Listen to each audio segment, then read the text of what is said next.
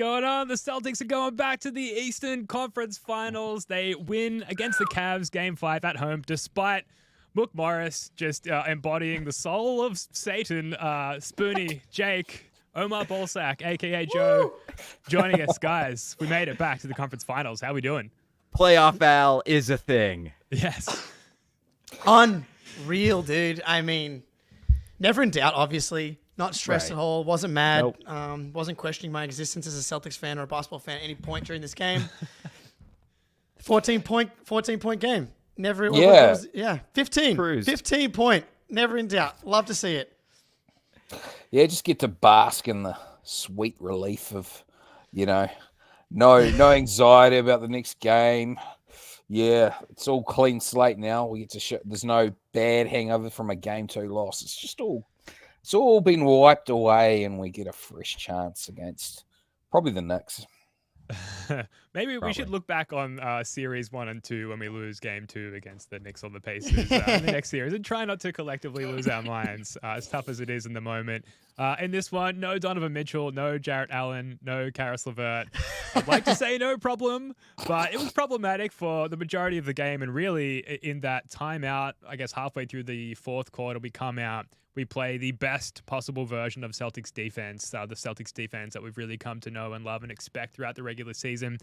They do seem to have the on-off switch for that, and they turned it on. They shut down Mook Morris. They generated a bunch of stops, and while the offense still looked a little bit sluggish, we found Drew Holiday in the dunker spot there a couple of times, strangely and uniquely, and managed to get it done. But Spoonie, what'd you think of this game? It wasn't the tidiest win. I definitely, dude, I don't know. I feel like Celtics fans everywhere, when we saw Mitchell, LeVert, and we're out, it's like, oh no, here we go again. And Moose 31, thank you for that generous donation, thanks, dude. Moose. We really People appreciate just it. give That's money awesome. to this thing? Yeah, All right. you should try it, Joe. Dream on. Yeah, look, sloppy game, sloppy basketball. That's playoff basketball. But I felt like they played their best quarter in that fourth quarter, especially defensively. And the story's Al Horford on both sides of the ball too. Like once in the second quarter, he kind of got Garland's like rhythm down on switches. It completely changed the game. Like he realized Garland's not going to just pull up in my face from two. He's going to try to get all the way to the rim, and he just kind of hung on him. And Garland looked like confused. I think he was like 4 for 12 or 5 for 13, something like that in this game. 4 for 17. Yeah, Never mind. And a lot of that was Al Horford, who was just friggin' incredible. And 15 rebounds too. No big deal. Dude. I mean, after the last game where it was barbecue chicken for Al Horford, and the entire discourse around Celtics basketball is, where is Xavier Tillman? Why can't we go to Tatum at the 5? We're asking too much of this guy. He heard it. He's like, I'm not going back to Cleveland, dude. Enough of you meddling kids. I'm stepping up. I'm taking this matchup. Eventually, we went to the switch everything lineup, and that was it. You're right, Spoonie. Once he got the rhythm down, Garland was just herky-jerky, throwing up just nonsense after nonsense after nonsense. He got him on one, it felt like, on the second half. Other than that, though, dude, making big plays. He was huge in the first half as well, while the rest of the Celtics were just like twiddling their genitals, it felt like, for most of the first half. And Al Horford had that play in the corner, hustling for an offensive rebound, threw it off Dean Reid, pumped up in front of the bench, getting the garden going, dude. Like, for him to bring the requisite energy at his age after so much, how much he's done for the Celtics is, I love him so much, dude. Playoff Horford, let's go.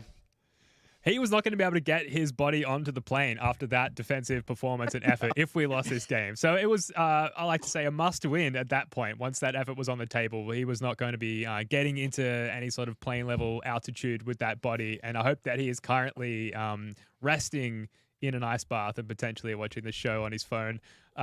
Jason Tatum, also incredible in this one. 9 of 16 from the floor, like a low shot volume for Tatum. Typically very efficient, maybe you might say unusually efficient, at least as far as the scope of these playoffs. But he's 25 points, 10 boards, and almost a triple-double if Jaylen Brown shot the fucking ball at the end of the game instead of just completely being mentally checked out.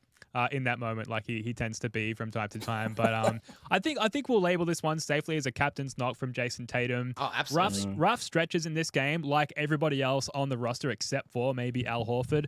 But he was there when we needed him. He's 4 steals and just his defensive possessions, particularly when he got switched onto Mobley at times, and when Al was on the bench covering Mobley. Jason Tatum really could just fill any hole on the court, which might be his most standout attribute, that if there's just something that the game needs, whether it's scoring, whether it's defense, whether it's locking down the opposing team's best player at any position, he can do that for you. He sort of featured heavily on all of those assets of the game throughout the night. So really impressive performance from him. Spoonie, what sticks out to you with Tatum's performance? I felt like defensively he's been really awesome this whole series, especially with like his rim protection is helping, which is something I don't think you really think about with Tatum. Like the numbers were not good in the regular season. They've been awesome all playoffs essentially. And just his willingness to get off the ball once he draws help or draws two. And it felt like he was just getting downhill a lot more often. There were certainly times where he had some shaky possessions, we'll say, but for the most part, kind of reminded me of Heat Game 1, where he did have that triple-double, and it was just like every possession, get the ball to Tatum, let him move it, and then it's either an open shot or we have the defense in rotation, and he's letting his teammates make plays. So didn't force anything with the pull-up. I think he took like 3, and one of them was a really good one that he buried. So just kind of the perfectly balanced Jason Tatum game, which is exactly what we need from him. We don't need him to take 25 shots every night. Sometimes we do. This was not one of those games, and I just felt like he really found it tonight.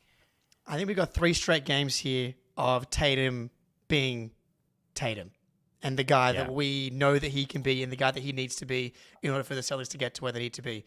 33 points back-to-back nights in Cleveland with 13 rebounds, 11 rebounds, multiple assist games, elite rim protection. Tonight, I thought the defense was good. I don't think I felt him in the same way defensively as I felt him in previous games, but I think that was a lot to do with the way the Celtics were defending, switching everything. And you know what they're not going to do, any other team, is bring Jason Tatum into the action. That's just not going to be a thing. They're going to stay far away from Tatum where possible. But man, he was one play away, I thought, from like this basically being a perfect game. Getting downhill in the fourth quarter. He should have like tried to yam it on the Cavs, and he threw like this behind the back pass that led to a turnover, which is frustrating. One, because it would have been an awesome moment. It was a terrible turnover in crunch time. It was only turnover of the game, which would have made it a very clean stat line. But that's really the only thing I really late that I thought he made a mistake with. Other than that, the decision making and the playmaking was excellent. He had that play to Drew under the basket, another drop off to Jaylen, which he didn't shoot for some reason, which led to a shot clock violation with Drew in the corner, which we're actually kind of happy with the shot clock violation. We'll live with those with a lead. Now, hang on a second, Jake. Hang on a second. When we were getting a bit grumpy in the stream, about what Tatum was doing, like when they were hedging off. Correct. We just made the conference finals. So. Yes. So all it's all forgotten. But no, you are right, Joe. But I'm at least specifically then I was talking more fourth quarter. I thought that he brought mostly what we wanted to in the fourth quarter, and I wonder if that was we haven't seen teams do that a ton to us, the hedge and recover. And this is more of a broader thing that we talked about in the playback stream, was like the first half and a lot of the third quarter as well. It felt like when you play tennis or ping pong and you're not keeping score and you're hitting all these awesome shots, you're confident, you're like, man, big top spinner. I might be good at tennis. And then you start keeping score and then it all goes away and you're just trying to get it in and you start worrying about what's happening on the scoreboard. That's what it felt like a lot with Jaylen, especially tonight. He was getting the ball out of these hedges, out of these slips, and just not really attacking. Someone in the stream was like, is Jaylen injured? And that's usually a bad sign when someone's asking you if you're injured. I think that's a fair point though, Joe, that Tatum didn't have necessarily a perfect game, but at some point you got to zoom out now that the emotion of the possession by possession things are out of the way. And it's like, well, it's hard to argue with the results of this one. Yeah. Look, when he came off that one pull-up 3 that you talked about, I can't remember if it was you, Jake, or Spoons was talking about. That was a good pull-up 3. Yep. Like attack. That's what we want. Just something decisive out of that pick and roll. As long as we got that, I'm good with it. Tatum's skilled enough; he can do what he wants as long as he does it decisively. Yep. Now, we are going to wrap up in about 5 minutes as the Garden Report gets going over on the CLNS YouTube channel. So make sure you hop over there and check those guys out. And we'll be back with Celtics late night a couple of hours from now. Just kick back, no run sheet, just put our feet up and just celebrate the whole idea of being back in the conference finals and then back again tomorrow with a proper series recap post Game 5 podcast as well. So please subscribe to the channel so you don't miss out on any of that content. There's plenty more coming up here as we continue along the road to the finals here, hopefully. But please hit that like button and please subscribe. We'd appreciate that very much. Jaylen Brown has played 8 seasons now in the NBA and has now made the Eastern Conference Finals. That's crazy. 6 of those 8 seasons. Nuts. Wouldn't attribute the win today too much to Jaylen Brown, unfortunately, despite that very successful 8-year resume thus far. I don't know, Jake, what do you think of Jaylen's performance on this one? Only put up 9 shots in this game, just didn't feel like he really asserted himself at any point. What I'll say about this game, not a good Jaylen game. I think that's obvious. But we didn't get evil Jaylen, which is important. And so our Garden Report just started. I heard that in my ears, so we'll get out of here soon. But didn't feel evil Jaylen. Like, if I was to see his stat line after the game and I didn't know what was happening, I would have been like, oh, that's maybe the destructive Jaylen. But I thought that he did a good job kind of staying out of trouble. Yeah, he had 7 assists. Defensively was mostly good. He had a classic Jaylen where somehow Horford has an incredible defense and Garland has to swing it to the corner for a grenade. And Jaylen's both ball watching, so he doesn't see the ball come through him. The ball went through Jaylen and hit Mook in the corner, and Mook obviously knocked it down. But he had that incredible play late where Tatum kind of found him, I think, and then Jaylen pump faked and then dropped it off to someone, or did Jaylen finish it? Didn't he Drew finished it, maybe. I forget, but he had really nice poise under the basket, and he could have gone up for it, like a dunk on Mobley, and instead he got to 2 feet, which I've been talking about, the 2 feet thing. Such a big evolution for Jaylen Brown. Way more in control. Made a nice read in a crunch time moment. So we'll take it. Yeah. It did just kind of feel like he didn't have it tonight. Like when he was trying to drive early, it just felt really uncomfortable and Heat-esque. And I think it shows a lot of growth, a lot of maturity to just be like, all right, I don't have it. I'm just going to kind of play the Drew Holiday style game, like defend hard, make the right pass. And he took a few open, spot up threes when the ball got swung to him, and he attacked a few closeouts. And that's totally fine, man. It wasn't his game. It was at the Al Horford game. Everybody get out of his way. So I like that Jaylen approach. Instead of hijacking the offense, turning it over, trying to get into the mid-range too much, he just kind of took a step back and played winning basketball, really. And that's kind of what we need from him. Mm-hmm. Yeah. Absolutely. Joe, any closing thoughts? Nah. Do you feel like blessed and privileged to be back in the conference finals, or is this just completely to expectations and there's no real pop there? Hey, no, you're onto something there though, Ben. We've actually got as fans, this won't last forever. Okay, be thankful that we've got a team that gets the Eastern Conference Finals every year. So many teams don't get to enjoy this, so we are a blessed people. I know we've been blessed with the pain of multiple soul-crushing season ends, but I'd much rather be dealing with the soul-crushing ends of the season than being the Detroit Pistons, who just had the worst record in the NBA 2 years in a row and ended up with the 5th pick in the lottery. So this is where you want to be. Everyone in the lottery is wishing they could be the Celtics at the moment, and we're here. We're back. Rest up, Al. You fucking earned it, brother. Yeah. Jump in the ice pool immediately.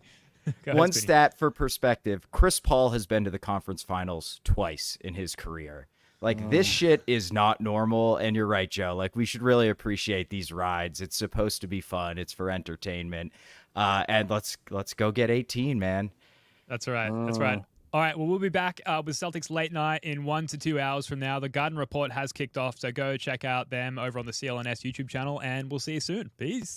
I love